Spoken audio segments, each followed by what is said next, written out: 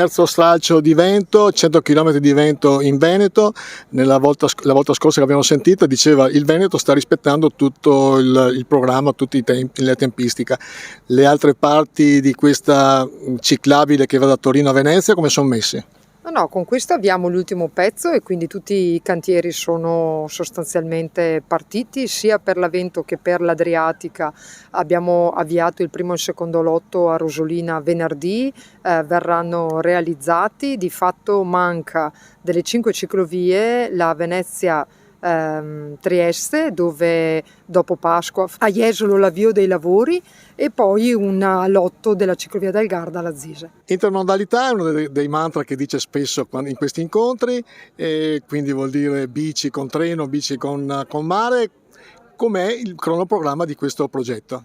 Allora, anche oggi siamo qui e stiamo avviando i lavori di un ulteriore lotto della Venezia Torino, una delle 5 ciclovie di interesse nazionale che tocca il Veneto. E quando si parla di intermodalità, soprattutto quando si parla di Delta del Po, è una grande opportunità per tutto questo territorio, dove turismo, cicloturismo, ma soprattutto la potenzialità che abbiamo nel trasporto su acqua. Abbiamo appena visto un mezzo passare proprio dietro le nostre spalle, è un'opportunità da cogliere, da promuovere, e con il territorio ne stiamo discutendo. Massimo Valvoiani, sindaco di Adria. La Vento passa in molte parti del suo comune. Che prospettive potrà avere anche dal punto di vista turistico, anche per far crescere la sua città? Allora, questo è un progetto che parte dal 2010. Mi ricordo nel 2016 ci siamo ritrovati proprio sotto questo ponte insieme, quando è stato presentato, diciamo, il progetto di Massima.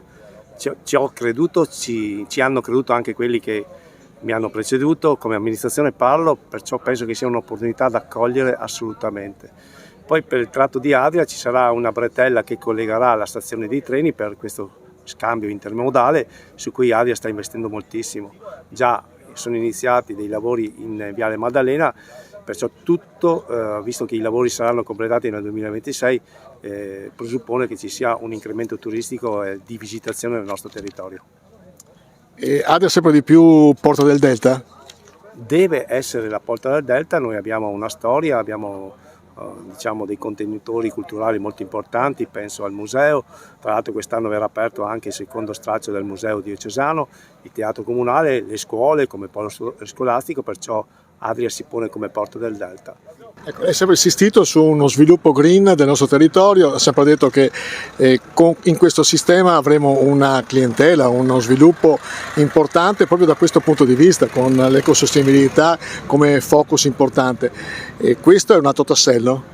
Assolutamente sì, è un pezzo importante, una fetta importante della torta gestione del completamento delle piste ciclabili, e va nella direzione in cui ci siamo detti, e cioè in quella di completare un circuito, di mettere a terra un circuito importante che può essere quello che poi dopo, attraverso una piattaforma digitale che anche il parco deve aggiornare, sarà quella di poter mettere in rete tutti quelli che sono i servizi, le piste, i servizi e tutto quello che è collegato al turismo a largo raggio, spiagge, cultura, archeologia, visitazione e quant'altro.